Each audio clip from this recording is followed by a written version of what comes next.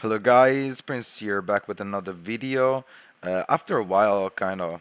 Um, actually, I was having my summer vacation with my girlfriend. Sorry if I didn't upload or make videos or stream Tekken. Also, my grandma recently passed away, so I was not in the mood at all. I'm still not in the mood actually, but um, I still wanted to complete the weapon overviews at the very least. And we are missing only two videos. So this one, which I'm gonna be covering Insect Glaive, Switch X, and talk a little bit about the Charge Blade. Not exactly the overview, but how people, what we found out after the Gamescom and after people actually played the weapon there. And the second video that I'm gonna be making is about the ranged weapons. I'm gonna be covering them up altogether.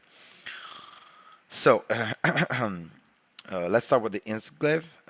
So what is the Instaclave for a new player? Basically, imagine Longsword. Okay, it's a little bit faster hits than the Longsword, but you don't. Instead of having the counters of Longsword and all the anime moves, you do have a an aerial combat. Sorry, aerial combat is implemented in the weapon.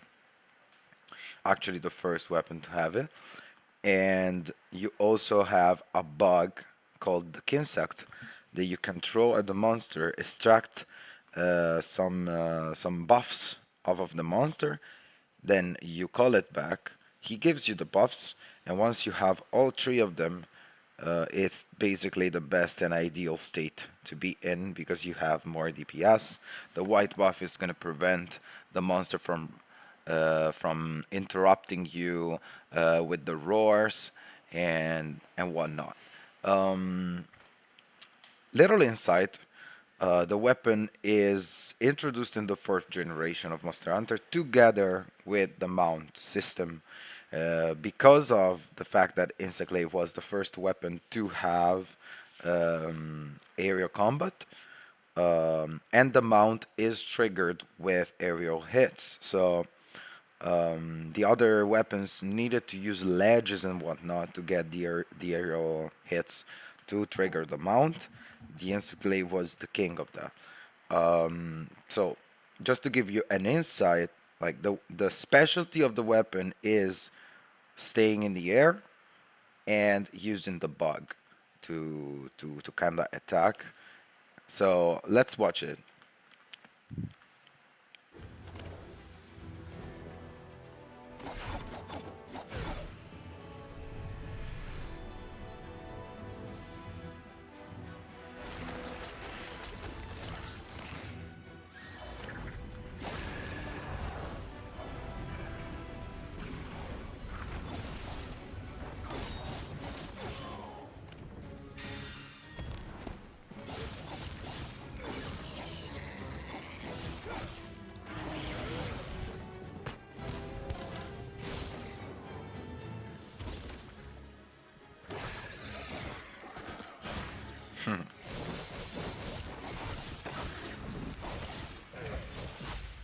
So first of all, this set looks amazing. This is the Chatacabra armor set and the Chatacabra insect clay. You can see it from the same color palette. But um, so I haven't watched a lot of insect clay gameplay from the Gamescom, but all I know is that people have said that you cannot remain in the air like in the old games when you hit the move that he does here. Believe after showing this move here. Usually in the old games, if you did this move and the last hit of the string connected into the monster, you would jump again.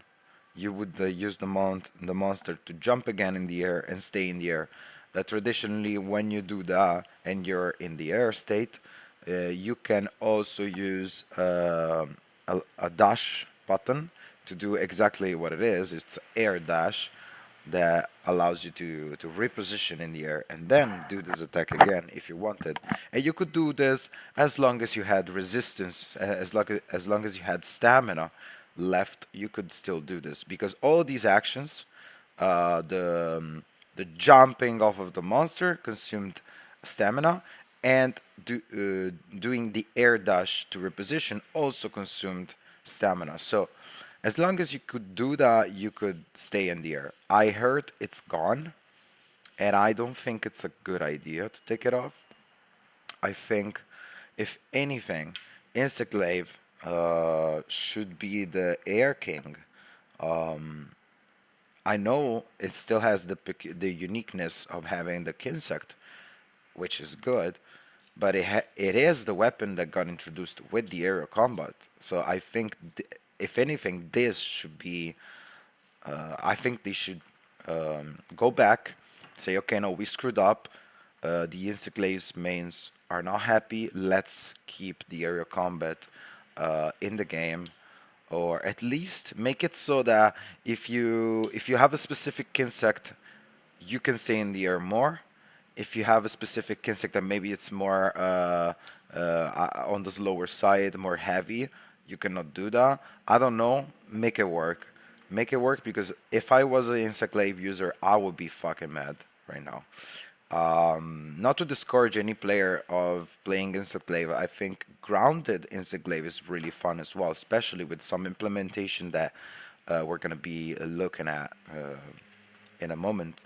Um, but I think that was in my head as a Monster Hunter fan, and as a Monster Hunter player, I see the Encyclave as the Aerial King, and the dual blades. They should be able to do a jumping attack of some sort, even though they don't. I know, but they should be able, in my opinion. And the dual blades should not be able to remain in the air, but the Encyclave should.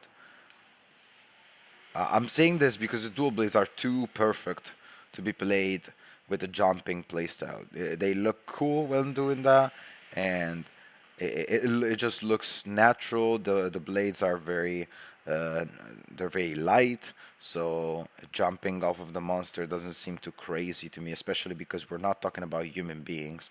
The hunters are essentially lore-wise stronger humans. That they're taller than us, stronger than us. They they're buff. Okay, so it doesn't sound too crazy to me, lore-wise, and but instead the Instaglaive can stay in the air because of the weapon itself. Now let's keep going.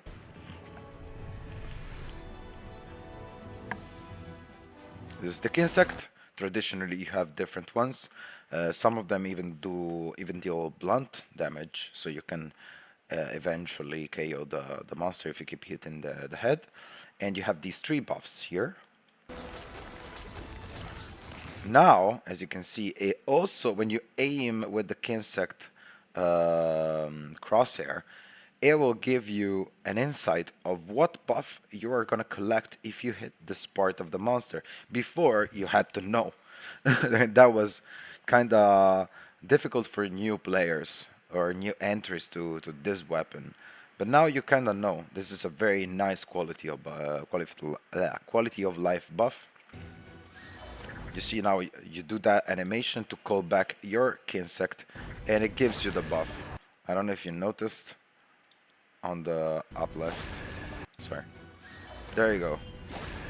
Now it shows that also some attacks of some melee attacks, they also called sorry they also send the insect to immediately collect the extract on the monster part that you've been hitting. This is focus mode. You can see it because of the stance and because the reticle looks a little different. And apparently focus mode for Instaclave is a big change, I've heard. It does different stuff. I believe it. I believe collecting the stuff directly from the monster, from hitting the monster, is something related to focus mode. Now that you have all three, you're super buff. You should go on the offense. And we're gonna be seeing they implemented the Kinsect in the moveset really well. Now the Kinsect actually attacks and deals some significant DPS. You see how the Kinsect is moved as well as you were slashing the monster. You see? Now you're gonna be seeing the Kinsect doing weird shit because the Kinsect position was too off. If the Kinsect was to be repositioned to here, he would do these lashes together with you. You see?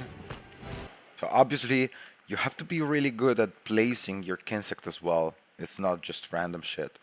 Then they show you can vault in the air to perform dropping attacks at will. That sound you heard was him using the air dash. I'm gonna show it again. That sound, boom. Okay, and this is the mount. Like traditionally, you don't just end up on top of the monster. This is because he triggered a mount, which is a mechanic that any weapon can do if they do aerial attacks. Some weapons might use, ledges. Some might use like elevations because the map is has some verticality as well. This weapon can do it as well. So when you have an instant glaive user in your party, you know you're gonna get that mount. It's 100% confirmed, even two, possibly.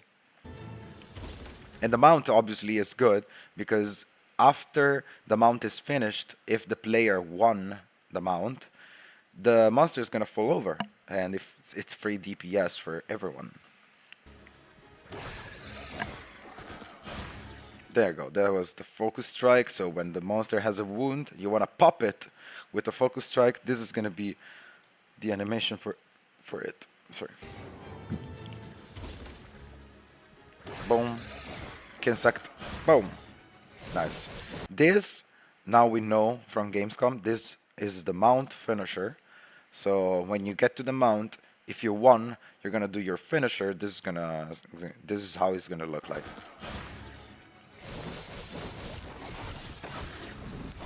And these are some special aerial attacks, obviously. So yeah, the only thing I hope for is them implementing some aerial combat. Uh, pro- like they need to prolong it, in my opinion. But whatever, right? I'm not the one. Unfortunately, I'm not the one that decides how this game is gonna work. So let's go for switch axe, my man. And let's overview this.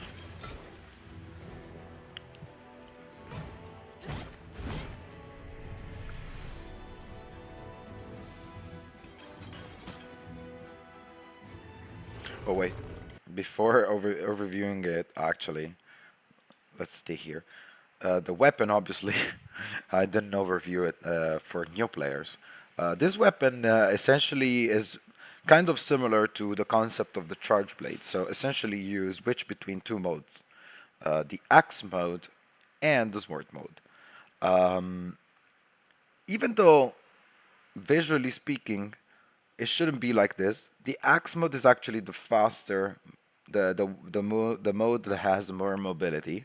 It has more reach, obviously, and it is a little slower. But for some reason, we're more mobile when in it.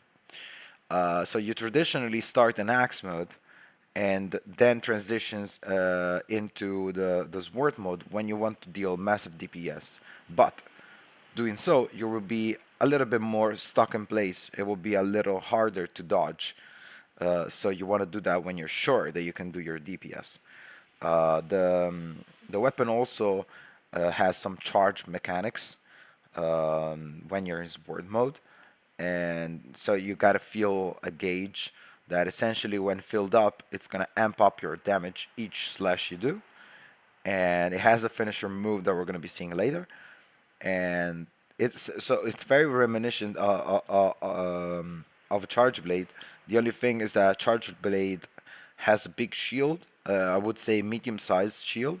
So um, it has more defensive play. This one is more on offense and dodging mostly. But we're gonna be seeing some other stuff. They implemented a little counter. It's not exactly a counter. It's a offset attack, I believe. Um, but anyway, let's watch this. This is word mode.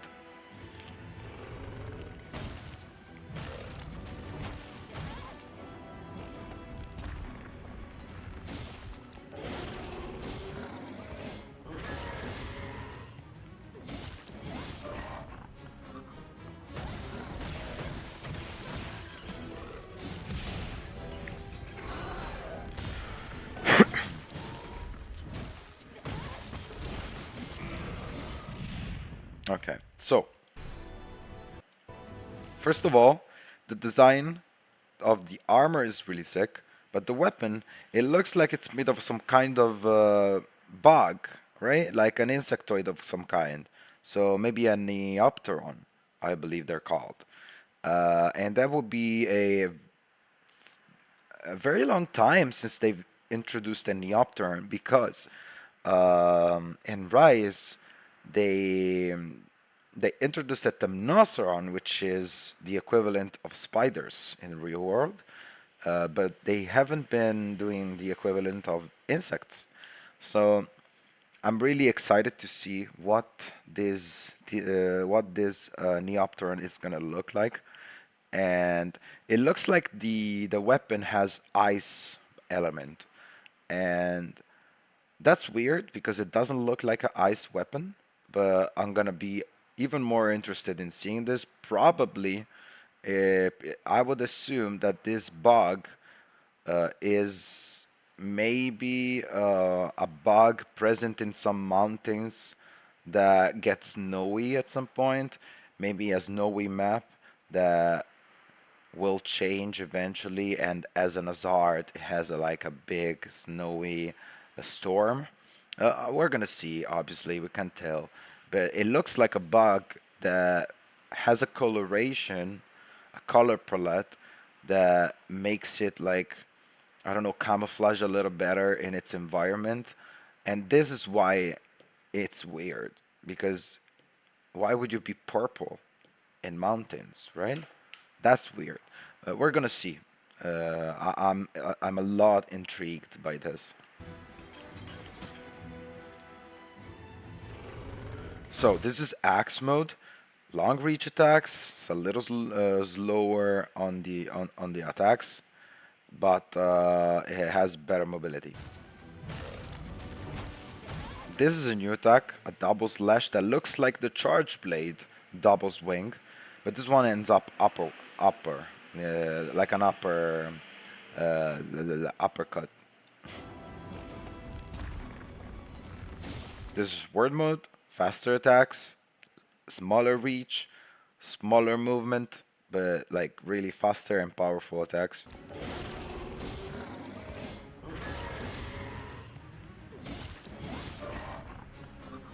Focus mode. This one is probably one of the longest focus strike attacks that I've ever seen, because this whole thing is a focus strike.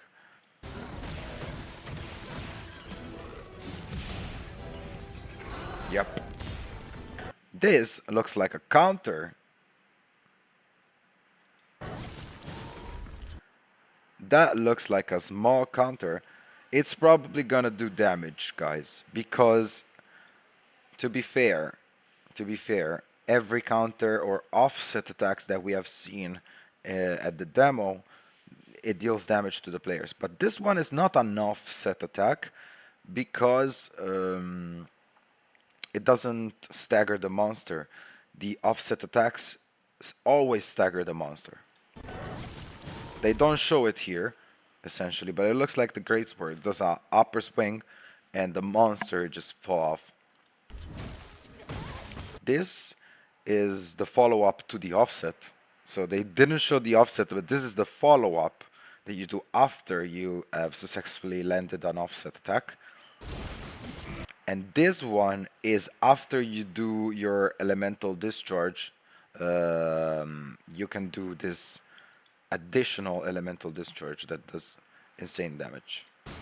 Boom, boom. Okay, that is sick. But the red, for anyone that is new, the red file energy that you see, it's either just normal, like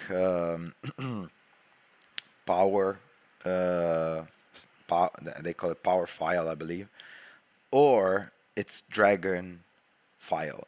I know it exists. I'm not sure if this is going to be the color palette for dragon, because it was also this exact coloration the for the Gamescom Switch X, which is different. It's not this one, and I believe this could be just the standard power file, right? Correct me if you think it's different under the comments. But traditionally, you have a power file, you have a dragon file, which is different. Dragon file is not, as far as I know, is not directly tied to having dragon element in the weapon. You could have dragon file without having element, I believe. And it's weird. I know it's very confusing. I hope maybe they retcon this. So then you also have, I believe, poison file. Again, you're not forced to have poison in your weapon. Basically, you could have a raw damage weapon with poison files. I believe the Nargacuga was like this in Riot.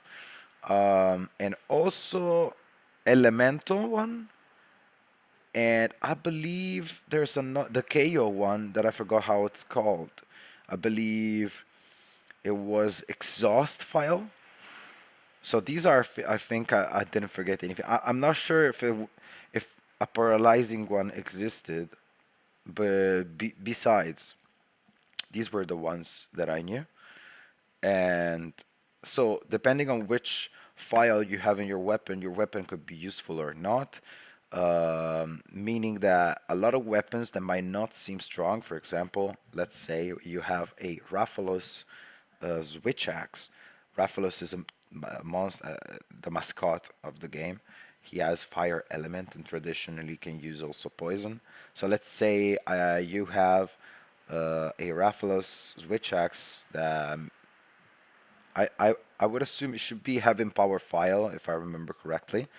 And then maybe you have another monster that has less fire element, a little bit less attack, uh, same-ish in sharpness and affinity. But then you look at the file, the file is elemental. Maybe that weapon is going to be more useful against heavy, fire weak monsters, while the Rathalos one might be more useful for monsters that are, yes, they're weak to fire, but not that much. You know what I mean? So maybe the power file is going to do more damage because the power file is based off of your physical attack and so on. So you have more combinations that you can play with, essentially. Just a long story short. Very cool.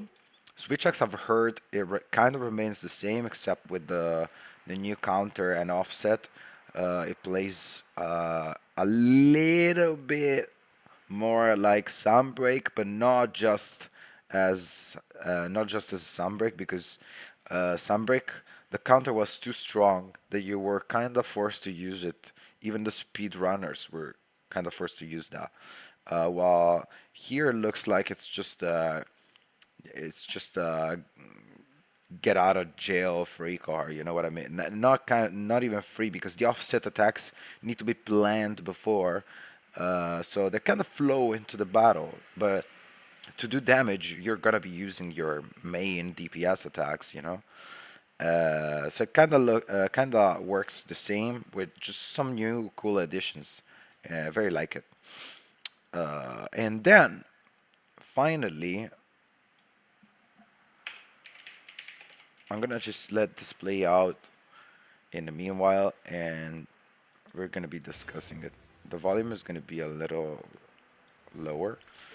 So What we understood from the Gamescom is that, okay, traditionally with Charge Blade, you play Sword and Shield mode, you charge your files. Right now, you're load load the files, go in Axe mode, unleash the files to do additional damage. Okay, this is how it works at the very basic. And traditionally, impact files like these ones can cause KO, like in this one. Boom, KO. So you can charge different aspects of the weapon. This time we're going to be charging our shield.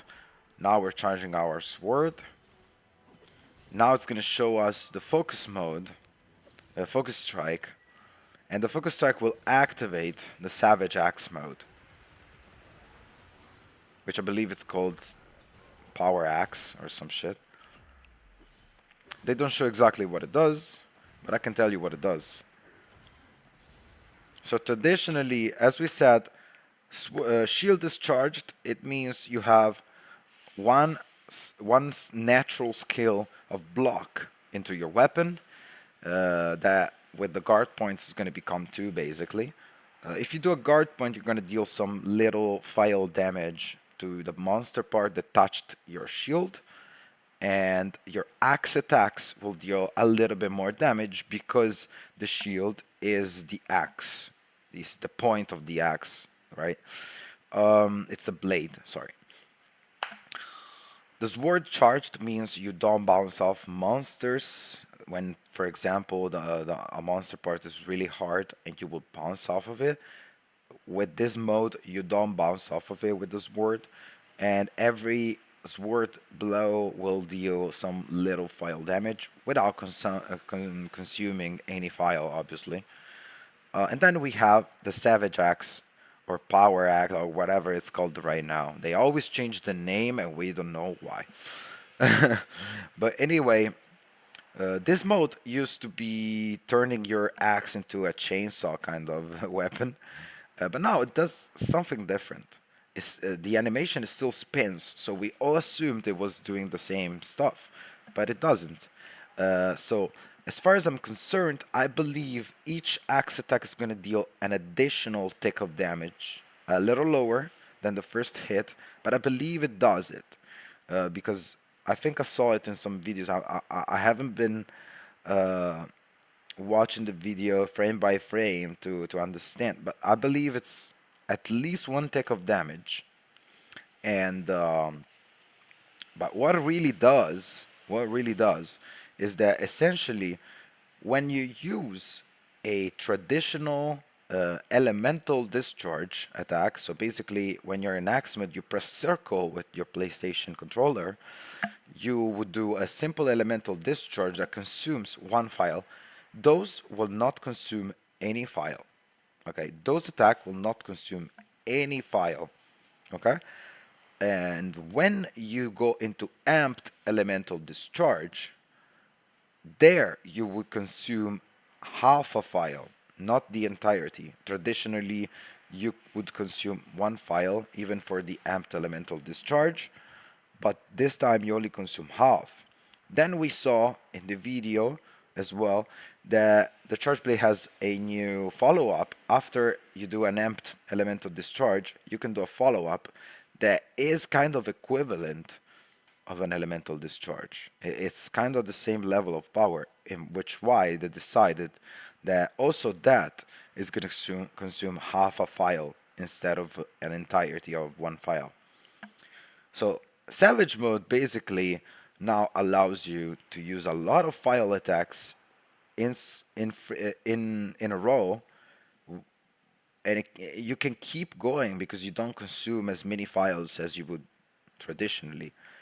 Also, they showed that the SAD, the super amped elemental discharge, which is basically a version of amped elemental discharge that instead of consuming just one file, traditionally consumes every single file, and it can only be done when your shield is charged.